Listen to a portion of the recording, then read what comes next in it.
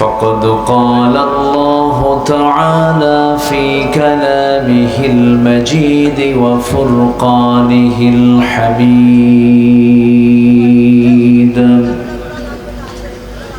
أعوذ بالله من الشيطان الرجيم بسم الله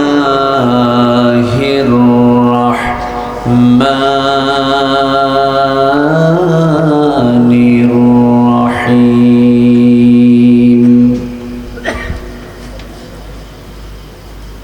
سبح لله ما في السماوات وما في الأرض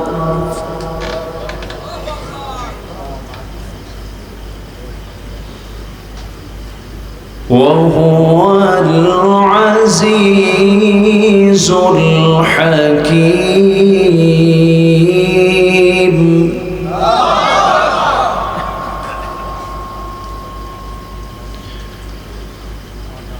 يا أيها الذين آمنوا لم تقولون ما لا تفعلون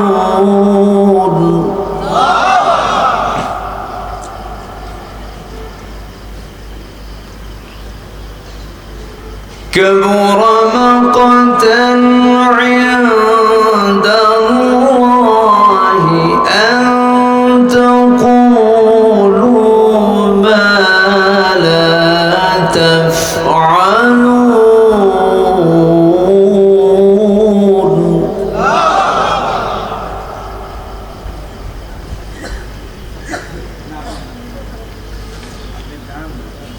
إن الله يحب الذين يقاتلون في سبيله صفا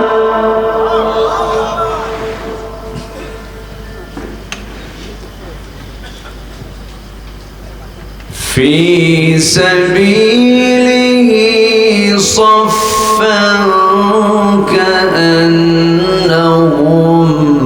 بنيان مرصوص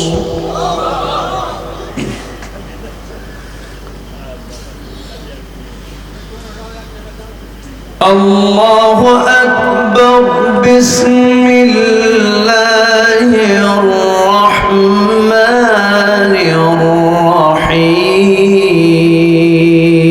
الرحيم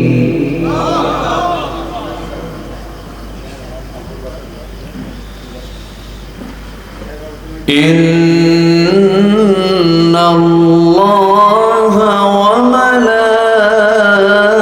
وملائكته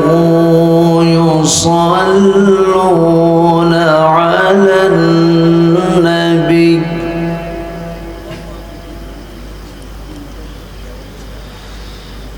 يا أيها الذين آمنوا صلوا عليه وسلموا تسليما اللهم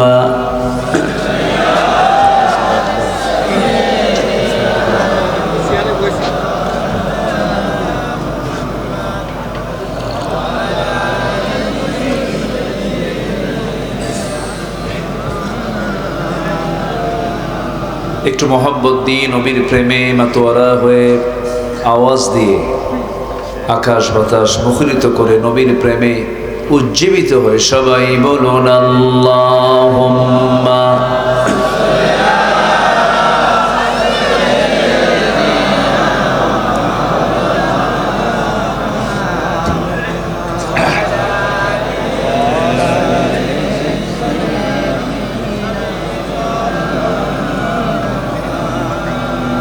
সবাই বলুন বালাগাল উলা বিকামালিহি কাশাফাত তুজা বিজামালিহি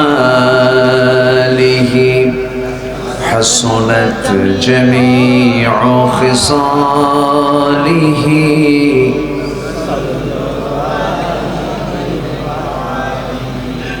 সিরাজুল মিল্লাতা তুমহি ফখরে দো আলম দিলবারে মৌলা হো শরীফুল আম্বিয়া নসখাব কুল আদিয়ান দেগর হো বলগল উলা بكماله كشف الدجى بجماله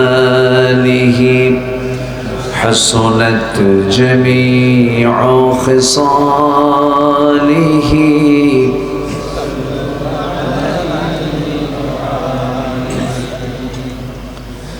আমি কোরআনের সুর মাঝে শুনেছি যে নাম, আজানের সুর মাঝেও শুনেছি সে নাম।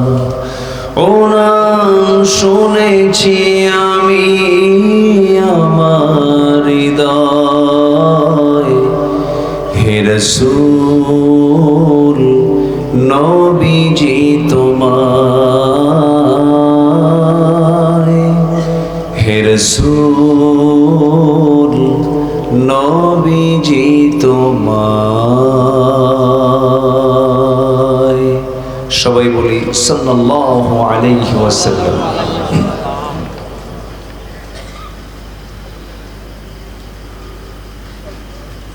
দেশের দক্ষিণ পশ্চিম অঞ্চলের সীমান্তবর্তী জেলা সাতক্ষীরা জেলার হৃৎপিণ্ড সদর উপজেলার পৌর এরিয়ার সুলতানপুর মাছবাজারে অনুষ্ঠিত মৎস্য ব্যবসায়ী সমিতি কর্তৃক আয়োজিত 12তম তাফসীরুল কোরআন মাহফিল 2025 মহৎ আয়োজনের সম্মানিত সুযোগ্য সভাপতি, আজকের এই মহৎ আয়োজনের সম্মানিত সাহেব সদর জনাব আলহাজ আসম আব্দুর রব, সম্মানিত অতিথি মাননীয় চেয়ারম্যান মহোদয় জনাব আব্দুর রউফ, আজকের মাহফিলের বরেণ্য প্রধান অতিথি দক্ষিণ এশিয়ার বৃহত্তম ইসলামী সংগঠন বাংলাদেশ জামাত ইসলামীর কেন্দ্রীয় মজলিসে শুরার অন্যতম সদস্য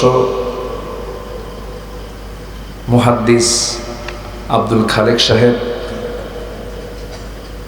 আমার পূর্বে কথা বলেছেন বর্ষিয়ান রাজনীতিবিদ, সাতক্ষীরা পৌরসভার এক্স মেয়র জনাব আলহাজ তাসকিন আহমেদ চিশতি, বরেণ্য অতিথি সাতক্ষীরা মৎস্য ব্যবসায়ী সমিতির অনারেবল চিফ অ্যাডভাইজার জনাব আলহাজ নূর আলী মোড়ল সহ উপস্থিত সম্মানিত মেহমানবৃন্দ, বিশেষ করে আমার পূর্বে কথা বলেছেন নন্দিত আলেমে দ্বীন, তারুণ্যের অহংকার, সাতক্ষীরার কৃতি সন্তান জনাব মাওলানা আশরাফুজ্জামান আল আজাদি সহ আজকের মাহফিলের মেহমানবৃন্দ, সামনে উপস্থিত দূরে কাছের বিভিন্ন স্থান থেকে ছুটে আসা কালেমার ঝান্ডাবাহী, তৌহিদের পতাকাবাহী, দ্বীন ইসলামের নরসারদুল বীর মুজাহিদ, প্রাণ প্রিয় সম্মানিত দ্বীনি ভাইরা, আড়ালে বসে আছেন শ্রদ্ধেয়া সম্মানিতা মা বোনেরা। আলোচনার সূচনায় আনুষ্ঠানিকতার মধ্য দিয়ে আমার পক্ষ থেকে আবারও দিল খোলা সালাম, আসসালামু আলাইকুম ওয়া রাহমাতুল্লাহি ওয়া বারাকাতুহু। সবাই কেমন আছেন? আমাকেও প্রশ্ন করলেন যে আল্লাহ তাআলা আমাকে তো আপনার সাথেই বসে রেখেছেন, আপনার মতোই আমি ভালো আছি, আলহামদুলিল্লাহ। সম্মানিত হাজিরিন, মহান রব্বে করিমের দরবারে অসংখ্য সুজুদ শুকরিয়া যে সাতক্ষীরার মতো এমন একটি জেলার মূল হৃৎপিণ্ডে এমন সুন্দর একটা আয়োজনে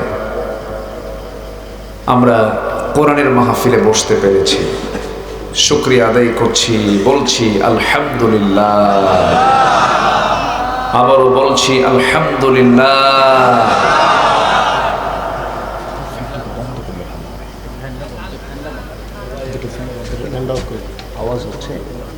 আওয়াজ হচ্ছে জি, অফ করে দাও, দুটো অফ করে দেন, অফ করে দেন, সব করে দাও, না আবার ঠান্ডা। জি, সবাই কেমন আছেন বলেন তো? তাহলে আওয়াজ দিতে হবে আলহামদুলিল্লাহ। রোজা তো অনেক আগেই চলে গেছে, এখন তো আমাদের রোজার মধ্য দিয়ে যদিও না খেয়ে থাকতে হয়েছিল, কিন্তু রোজার মাসে আমাদের ঈমান অন্য সময়ের চাইতে দুর্বল ছিল না, সবল ছিল। মন চাইলেও অনেক কিছু করতে পারিনি, রোজা আসি তাছাড়া খাইয়া ফেলাতাম, তাই না? তো যাই হোক, আল্লাহ পাক কেমন একটি বরকতি মাস আমাদেরকে উপহার দিয়েছিলেন। এই বরকতি মাস যে আমরা পেয়েছিলাম কোরআনের কারণে, বলি আলহামদুলিল্লাহ। আজকের মাহফিলটা হচ্ছে কিসের কারণে? রমজান পেয়েছিলাম কিসের কারণে? মক্কায় যাই কাবা থাকার কারণে, মদিনা যাই রাসূলের কবর থাকার কারণে, ওযু করি নামাজের কারণে, মাহফিল আসছে কোরআনের কারণে, রমজান এসেছিল কোরআনের কারণে। আর কোরআন মানলে আল্লাহ পাক আমাকে আপনাকে জান্নাত দিয়ে দিবেন। জোরে বলি সুবহানাল্লাহ। সেই কোরআনকে মানতে হবে আমাদের জীবনের এক জায়গায় নাই, সকল জায়গায়, এক জায়গায় না সকল জায়গায়। এখানে কিছু বুঝতে নিয়ে কিছু কম বেশি হয়ে যায়। কিছু শ্রেণী আছে তারা মনে করে কোরআনকে শুধু ধর্মের কিছু কিছু জায়গায় মানব, কিন্তু কোরআন সব জায়গায় মানার কোনো প্রয়োজন নাই। এই চেতনার কিছু মুসলিম পরিচয় দানকারী এমন কিছু মুসলমানও আছে না নাই বলেন তো? আচ্ছা, কোরআনকে মানতে হবে আংশিক না পুরোপুরি, এক জায়গায় না সব জায়গায়, ব্যক্তি জীবন থেকে শুরু করে নিয়ে আন্তর্জাতিক পরিমণ্ডল পর্যন্ত প্রত্যেকটা জায়গায় কোরআনের পরামর্শ আছে না নাই? কোরআনের সকল জায়গায় ফয়সালা সমাধান আছে না নাই? যে কোরআনকে সমাধানের কিতাব না মনে করে, যে কোরআনকে স্থায়ী সমাধান হিসেবে না মনে করে, তার ঈমান কি পরিপূর্ণ হতে পারে? তার ঈমান কি সঠিক হতে পারে? হতে পারে না। সম্মানিত ভাইয়েরা, সেই পরিপূর্ণ মোকাম্মেলে নিজামে হায়া, যার মধ্যে আল্লাহ কোনো কিছু বাদ রাখেননি, যে কিতাবে কোনো কিছু বাদ নাই, সে কিতাবের নাম কি? আর আমার দেশে সবই আছে, শুধু বাদ আছে কি বলেন? যে কোরআনে কোনো কিছুই বাদ পড়েনি, যে কিতাবে কোনো কিছুই বাদ পড়েনি, তার নাম কোরআন। আর আমার দেশে সবই ঠিক আছে, বাদ পড়েছে কোরআন। আমি কি ভুল বললাম? সব কিছু বাদ পড়ে কোরআন যদি থেকে যেত, আমাদের কোনো কিছুই বাদ পড়তো না, সব ঠিক থেকে যেত, পরিপূর্ণ থেকে যেত। কিন্তু দুঃখজনক হলো সত্য, 54 বছর ধরে এক একজন এক একটা মতবাদ নিয়ে জাতির সামনে খাড়া হয়েছে। ফলাফল পেয়েছি হলো গোটা দেশের সমস্ত সম্পদের বিশাল একটা অংশ দেশ থেকে পাচার করা হয়েছে। এটাই পেয়েছি ফলাফল। ফলাফল পেয়েছি একটা মানুষকে মেরে 49 টুকরা করা হয়েছে। ফলাফল পেয়েছি কবর থেকে মৃত লাশ তুলে ধর্ষণ করা হয়েছে। ফলাফল পেয়েছি মা যিনি জান্নাতের মাধ্যম সন্তান তাকে জব করে দুনিয়া থেকে বিদায় করে দিয়েছে।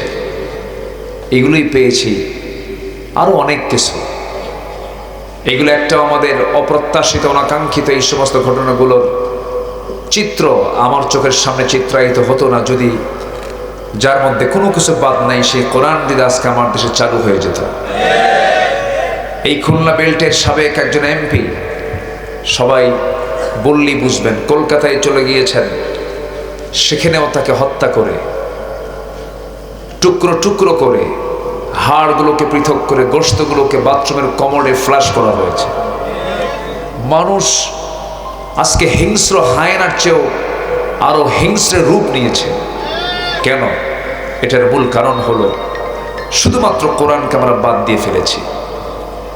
কোরআনকে আমরা যদি ধরে ফেলি আমাদের সম্মান মর্যাদা দুনিয়াতেও বেড়ে যাবে, আখিরাতেও বেড়ে যাবে। সেই মুকাম্মেলে নিজামে হায়া কোরআন থেকে আমি আলোচনার সূচনায় সূরাতুস সফ থেকে 1 থেকে 4 এই 4টি আয়াত আমি তেলাওয়াত করেছি।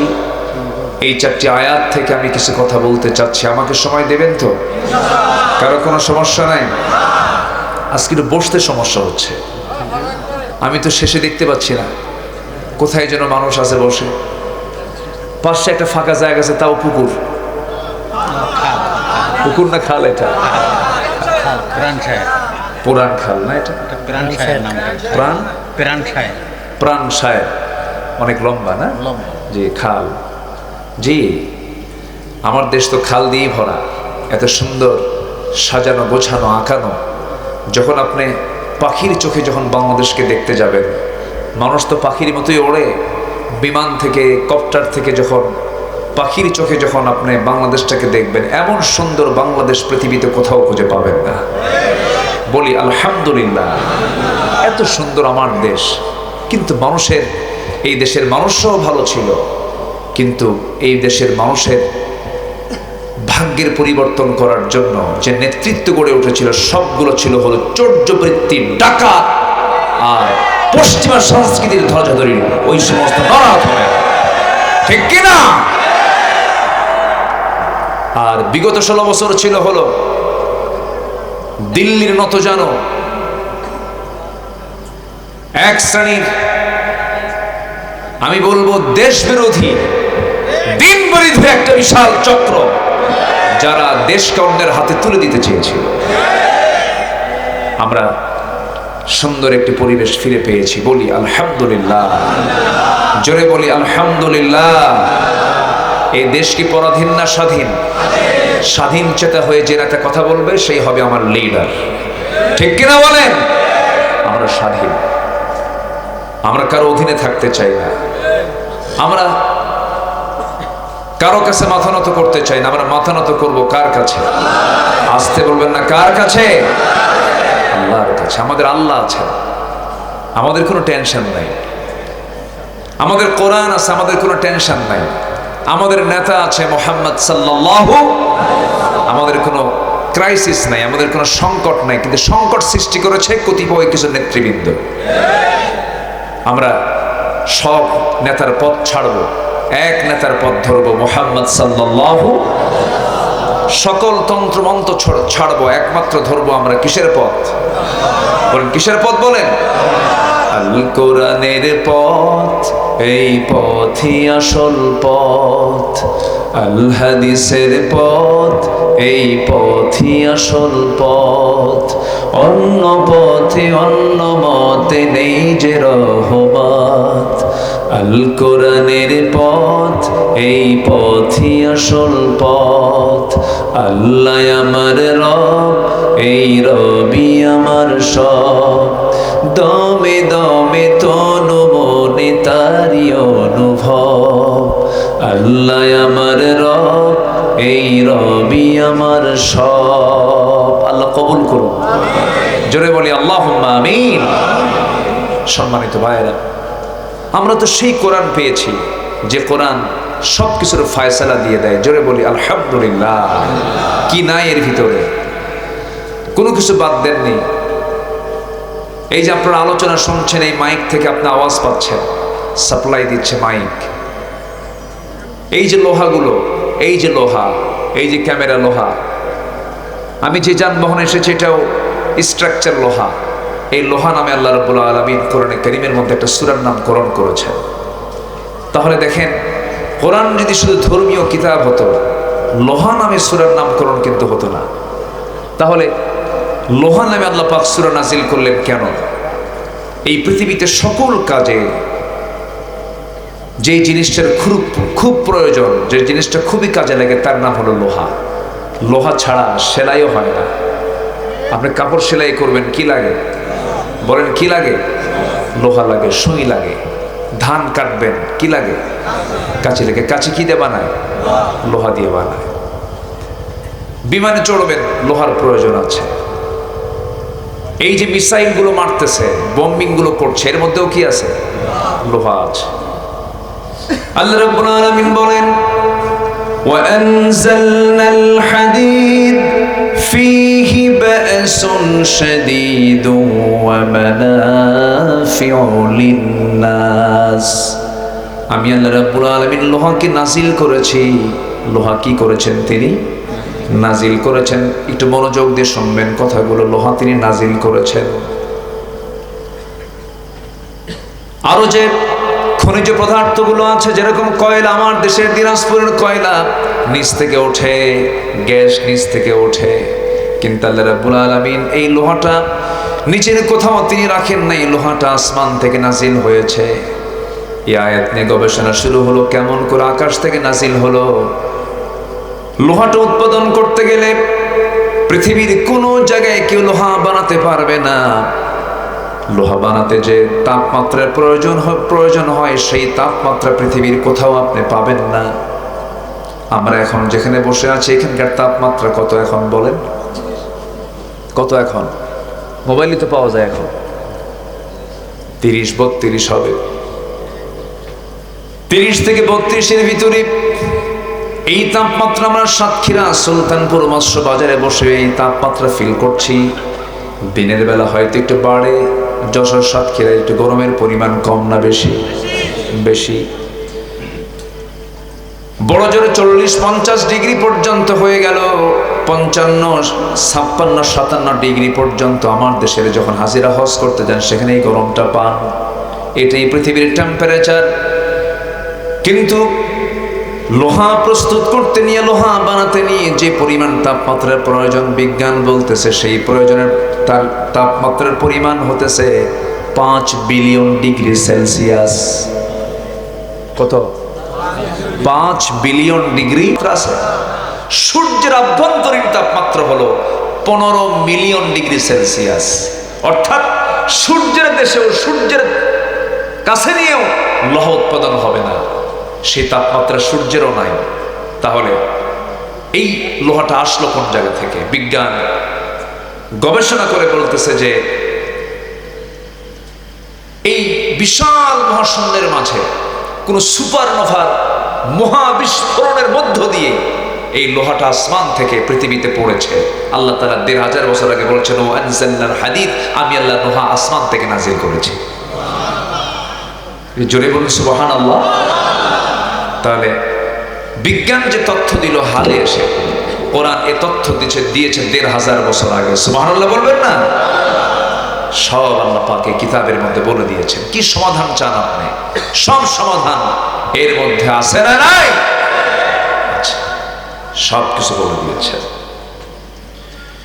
আমার ভাইয়েরা, আল্লাহ রাব্বুল আলামিন আমাকে যে সৃষ্টি করেছেন, সুন্দর করে বানিয়ে দিয়েছেন, চোখ দিয়েছেন, কান দিয়েছেন, নাক দিয়েছেন, ঠোঁট দিয়েছেন, মুখ দিয়েছেন, এমন সুন্দর করে মাথা থেকে পা পর্যন্ত প্রত্যেকটা অঙ্গ প্রত্যঙ্গ সাজিয়ে গুছিয়ে যিনি বানিয়েছেন, তিনি আমার কে?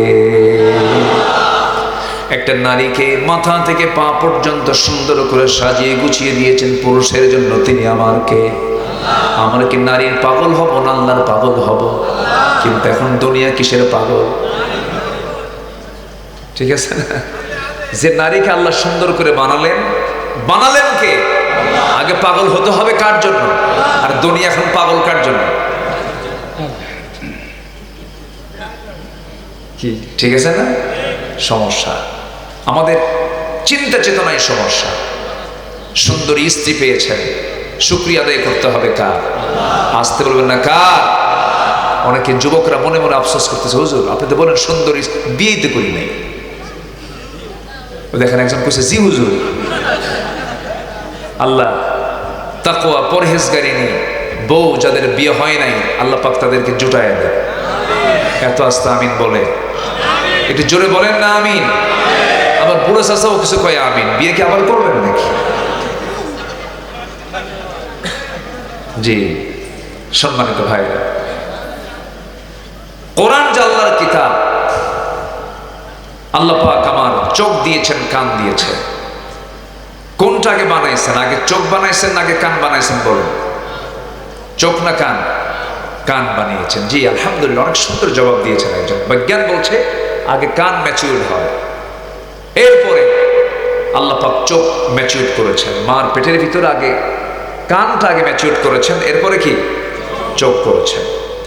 আল্লাহ রাব্বুল আলামিন বলেন, ওয়ালা তাকফু মা লাইসা লাকা বিহি ইলমুন ইন্নাস সামআ ওয়াল বাসারা ওয়াল ফুআদা কুল্লু উলাইকা কানা আনহু মাসউলা। নিঃসন্দেহে শ্রবণ শক্তি, দৃষ্টি শক্তি, অন্তর শক্তি সব একদিন জিজ্ঞাসিত হবে আল্লাহর কাছে। দেখেন আল্লাহ রাব্বুল আলামিন আগে শ্রবণ শক্তির কথা বললেন, কানের কথা বলে দিলেন। ইন্নাল ইনসানা মিন নুতফাতিন আমশাজ নাবতালিহি ফাজআলনাহু সামিআন বাসীরা। জোরে বলুন আল্লাহু আকবার। আমি বান্দাকে বানিয়েছি শ্রবণ এবং দৃষ্টি শক্তি সম্পন্ন করে। জোরে বলে সুবহানাল্লাহ। আগে শ্রবণ, এরপরে দৃষ্টি। আগে শ্রবণ, এরপরে কি দৃষ্টি। আগে কানের ডিপার্টমেন্ট, এরপরে চোখের ডিপার্টমেন্ট। বানিয়েছেন কে? আল্লাহ। আল্লাহ কোরআনে যে তথ্যগুলো দিয়েছেন বিজ্ঞানের সঙ্গে মিলে কি মিলে না? যদি কোনো বিজ্ঞান বলে যে বিজ্ঞান এখানে মিলতেছে না, তাহলে বিজ্ঞানের ভুল না কোরআনের ভুল? বলেন বলেন, কার ভুল? বিজ্ঞান ভুল করবে, কিন্তু কোরআন কখনো ভুল করবে না। সম্মানিত ভাইয়েরা, বহু কথা আছে, এক রাত পেয়েছি তো একটু একটু করে সব জায়গায় আমরা বলবো আস্তে আস্তে। আমাকে সময় দিচ্ছেন তো? কারো কোনো সমস্যা নাই? জোরে বলি ইনশাআল্লাহ। আমাদেরকে ভালো করে কথা বলতে দেয়নি বিগত সময়ে, আমাদেরকে আসতে দেয়নি অনেক জায়গায়, যার মধ্যে একটা সাতক্ষীরা। কথা বলতে দেয়নি আমাদেরকে, তারা বড় অপরাধী মনে করত, আমাদেরকে তারা প্রতিপক্ষ মনে করত, আমাদেরকে তারা শত্রু মনে করত, আমাদেরকে তারা সন্দেহ করত। কিন্তু বলুন তো, এই দেশের কোন জায়গায় আলেমদের কোনো দুর্নীতির চুল পরিমাণ কোনো নাম নিশানা, কোনো গন্ধ আছে? আসতে বলবেন না আছে? দুদকে, দুর্নীতি দমন কমিশন, দুদকে কোন আলেমের নামে একটা রিপোর্ট আছে? কোন আলেমের একটা বাড়ি কি আমেরিকায় আছে? নাই। আমেরিকাতে নাই, ইউরোপে নাই। তাহলে আলেমরা কোন দুর্নীতির সঙ্গে জড়িত না। আলেমদের ইউরোপ আমেরিকায় বাড়িও নাই, কোনো আত্মীয় নাই, বিয়ে বাড়িও নাই, কুটুম বাড়িও নাই। আছে কি? তাহলে এত দোষ আলেমদেরকে কেন দেওয়া হলো? এটার মূল একটাই কারণ, সেটা হলো ক্ষমতাকে কুক্ষিগত রাখার জন্য। কিন্তু শেষ করে দিয়েছেন কে? আসতে বলবেন না কে? আল্লাহ আছেন না নাই? আমরা মাঝখান দিয়া চিন্তাই করছিলাম, আল্লাহ এটা না মরা পর্যন্ত উপায় নেই, এরকম চিন্তা করছিলাম। কিন্তু আল্লাহ কোন দিক দিয়ে কি করে দিলেন? আল্লাহ পারেন, আল্লাহ শোনেন, আল্লাহ বোঝেন, আল্লাহ দেখেন। আল্লাহ রাব্বুল আলামিন শুধু বলছেন, বান্দা শোনো, ইন্নামা আমরুহু ইযা আরাদা شيئا أن يقول له كن فيكون জোরে বলুন আল্লাহু আকবার। আমি আল্লাহ যখন কোনো কাজের সিদ্ধান্ত নেই, আমি আল্লাহ কোনো কাজের জন্য যখন পরিকল্পনা নিয়ে নেই, তোমাদের বানাতে কত সময় লেগে যায়, তোমাদের সেই বাস্তবায়ন করতে বহু সময় লেগে যায়, কিন্তু আমি আল্লাহ আমি শুধু বলি কোন, সঙ্গে সঙ্গে মাইক্রো সেকেন্ডের আগে তা বাস্তবায়ন হয়ে যায়। কি প্রাউড, কি অহংকার। আমার সন্তানরা বলল মেধার যাচাই হোক, কোটা বাতিল করা হোক। জবাবে প্রাইম মিনিস্টার বললেন রাজাকারদের নাতিপুতিরা চাকরি খাবে, চাকরি করবে। কত বড় অহংকারের কথা। অহংকারকে চূর্ণ করেছেন তিনি আমার কে? যে রাজাকার শব্দ ছিল ব্যান্ড শব্দ, সে রাজাকার শব্দকে আল্লাহ পাক ব্র্যান্ড বানায় দিয়েছে।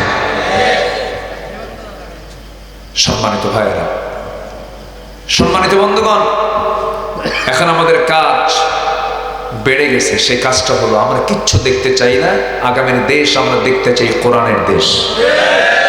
আমরা এত কিছু বুঝি না, আমরা এত তন্ত্রমন্ত্র, এত জটিলতায় যাব না। আমরা আমাদের কথা একটাই, আকাশ যার, জমিন যার, আইন চলতে হবে তার। এই মতের সঙ্গে কি সবাই একমত? সবাই কি রাজি আছেন? রাজি আছেন কারা কারা হাত উঁচু করে দেখান মুসলমান।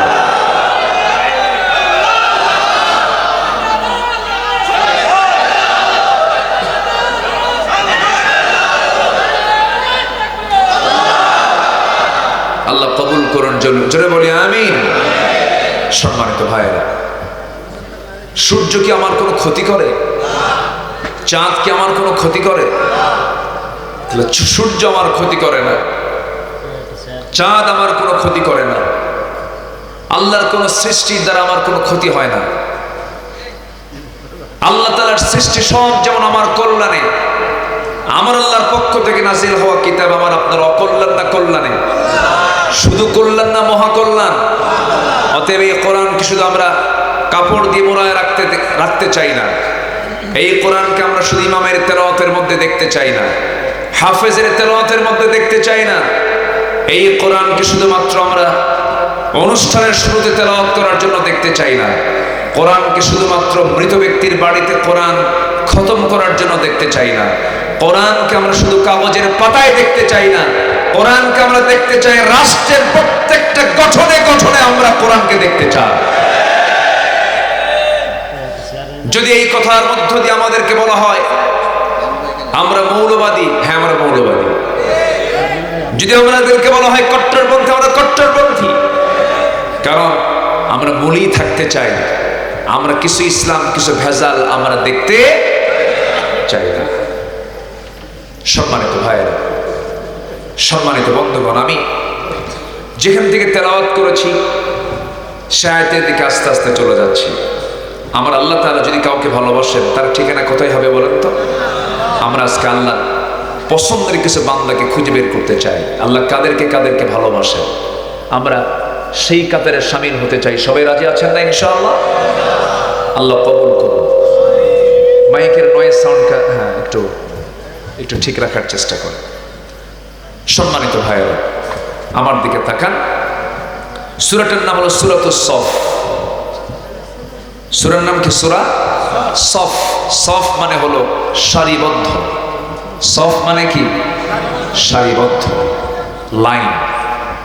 মক্কার ইমামরা আরবিতে যারা মক্কায় গেছেন, যখন নামাজ শুরু হয়ে যায়, আকামত শেষ, ইমাম বলে ফেলেন ইস্তাবু সুফুফাকুম,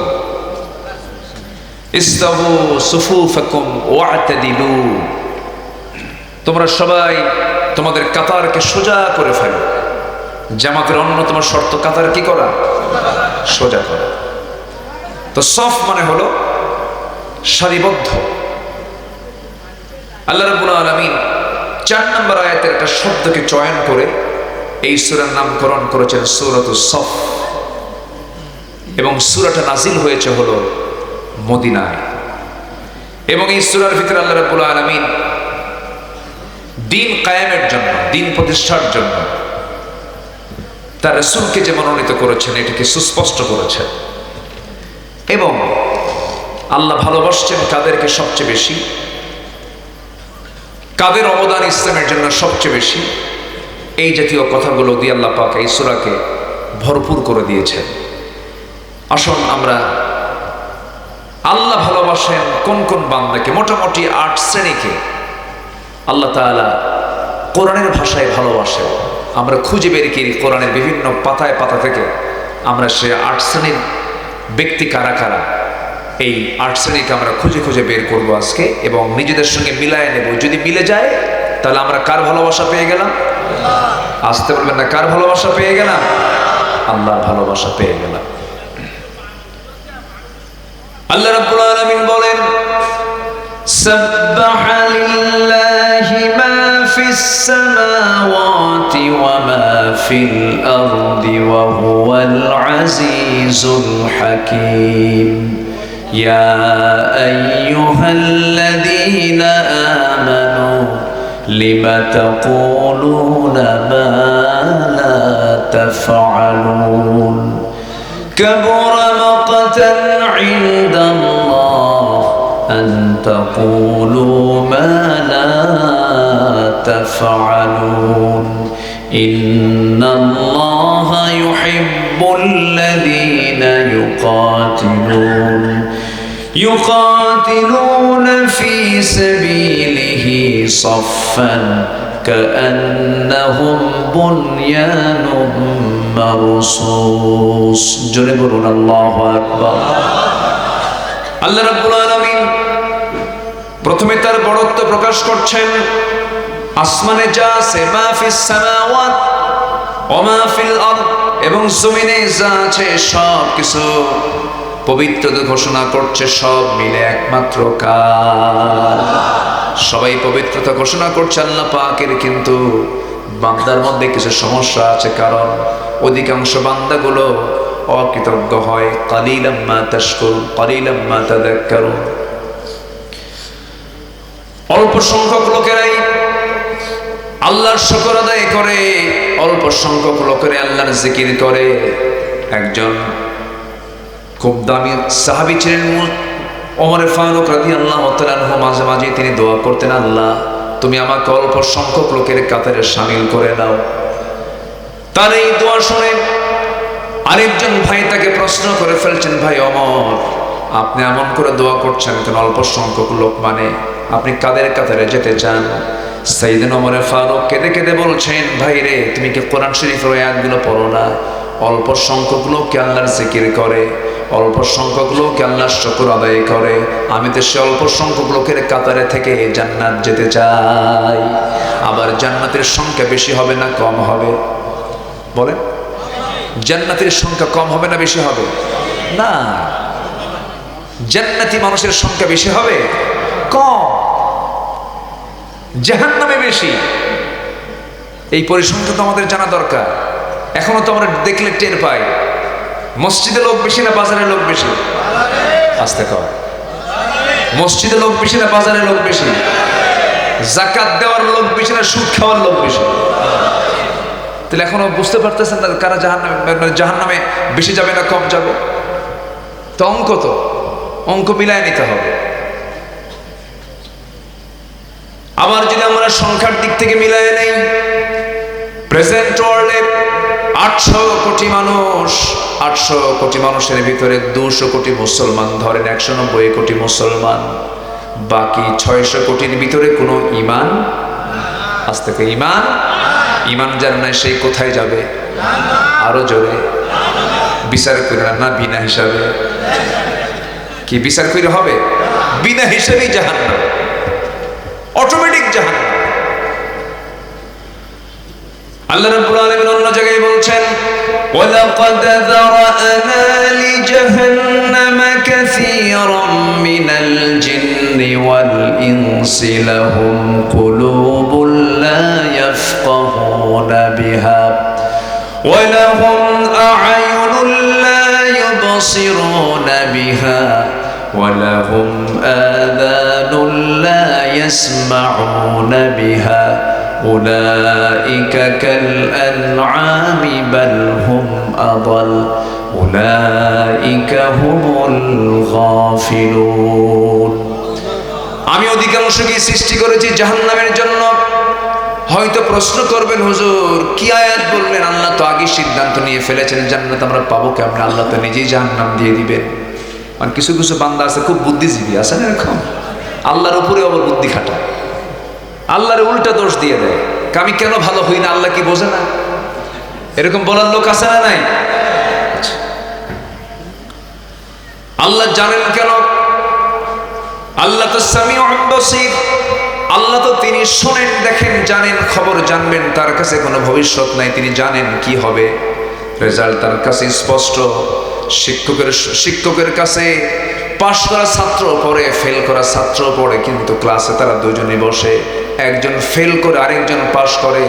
যে ফেল করলো, কোনো শিক্ষক কি চায় কোনো ছাত্র ফেল করুক? চায় নাকি? কিন্তু ছাত্র ফেল করে শিক্ষকের দোষে না নিজের দোষে? বলেন বলেন বলেন বলেন। যদি আপনার শিক্ষককে বলেন, শিক্ষক আপনি বলুন তো কে ফেল করতে পারে কে পাশ করতে পারে? শিক্ষক কি বলতে পারে না? পারে। শিক্ষক জানে যেটা ফেল করবে এ জিরো পাবে, ও হিরো হবে। কিন্তু শিক্ষক এটা জানেন, কিন্তু জেনেও তো লাভ নাই, কারণ ফেল করার পেছনে সম্পূর্ণ ব্যর্থতা হলো শিক্ষার্থীর না শিক্ষকের? শিক্ষার্থীর। বান্দা জাহান্নামে যাবে, বান্দার দোষে না আল্লাহর দোষে? বান্দার দোষে। আল্লাহ তো সবকিছু স্পষ্ট করেই দিয়েছেন যে এটা জান্নাত, এটা জাহান্নাম। পৃথিবীতে একটা হলেরই প্রশ্নপত্র ফাঁস করা হয়েছে। পৃথিবীর কোনো পরীক্ষার প্রশ্নপত্র ফাঁস হয় না, প্রশ্নপত্রকে আগেই জানিয়ে দেওয়া হয় না। হয়তো ফাঁস হয়ে যায়, হয়তোবা এই দুর্নীতি করে ফেলে, কিন্তু পৃথিবীর প্রশ্নপত্রের নিয়ম হচ্ছে পরীক্ষা দেওয়ার আগে কোনো প্রশ্ন কাউকে দেখানো হয় না। কিন্তু আল্লাহ তাআলা দুনিয়া নামক পরীক্ষার হলে আল্লাহ তাআলা প্রশ্ন দিয়েছেন, তার প্রশ্নের উত্তরপত্র ফাঁস করে দিয়েছেন, তার নাম হলো কোরআন। যেরকম সুবহানাল্লাহ, আরো যেরকম সুবহানাল্লাহ। সব কিছু ফাঁস করে দেওয়ার পরেও বান্দা কয় ভাল লাগে না, নামাজ পড়ে না। আমি কি শেষ করে দেবো নাকি? যে দু একজন করে ওঠার চেষ্টা করে, কি ব্যাপার কি? এই পিছন থেকে ধমক মারতেছে একজন, এটা আবেগে বলছেন না। একটু বসেন, একটু কষ্ট করে বসেন, হ্যাঁ একটু কষ্ট করে বসেন। আমি খুব বেশি লম্বা সময় জেনে বলতাম না, নাতি দীর্ঘ কথা বলবো। ওমা তাওফীকি ইল্লা বিল্লাহ। আমরা বিরক্তির আগেই, আপনার কষ্ট হওয়ার আগে আমরা যেন শেষ করি, এই চিন্তা আমাদের মাথায় আছে। সবাই যেন নিরাপদে বাড়িতে ফিরে যেতে পারে। তবে এখন তার গ্রেফতারের কোনো সম্ভাবনা নাই। আগে মাহফিল থেকে ফেরার পথে বক্তাও গ্রেফতার, শ্রোতাও গ্রেফতার। এই সাতক্ষীরাতে আমাকে পর 3বার এসপি অফিস আমাকে ধরে আনা হয়েছে, 3বার। দেভাটায় একবার, এই সদরের কোথাও যেন একবার, ভারুখালীতে একবার। মাহফিল শেষ আমাকে টোটাল ডিবি টিম আমাকে ধরে গাড়িতে তুলল। আমি দোয়া ইউনুস পড়তেছিলাম, ইউনুস সরকার ক্ষমতায় আসে। কি ঠিক আছে না? ঠিক আছে না? হ্যাঁ।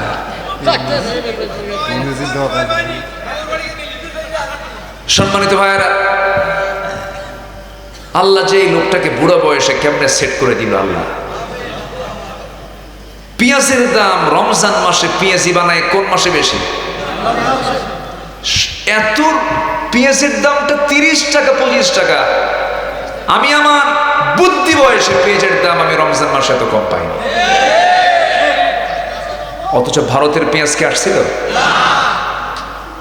বুঝতে হবে, অঙ্ক বুঝতে হবে। সম্মানিত বন্ধুগণ, সম্মানিত ভাইয়েরা, বিমান টিকিট, আমি যে টিকিট কেটেছি 1.5 লক্ষ টাকা, দামি বলছি, আমি যে টিকিট কেটেছি 1.5 লক্ষ টাকা, সেই বিমানের টিকিট এখন 50,000 টাকা। দ্বিগুণ নাই, 3 ভাগের 2 ভাগ নাই, মাত্র 50,000 টাকায় বিমান টিকিট পাওয়া যায়। কেন? বলা হয়েছে বিমানের টিকিট বিক্রি হবে পাসপোর্ট দেখে দেখে। পাসপোর্ট একটা, টিকিট একটা, কোনো সিন্ডিকেট থাকবে না।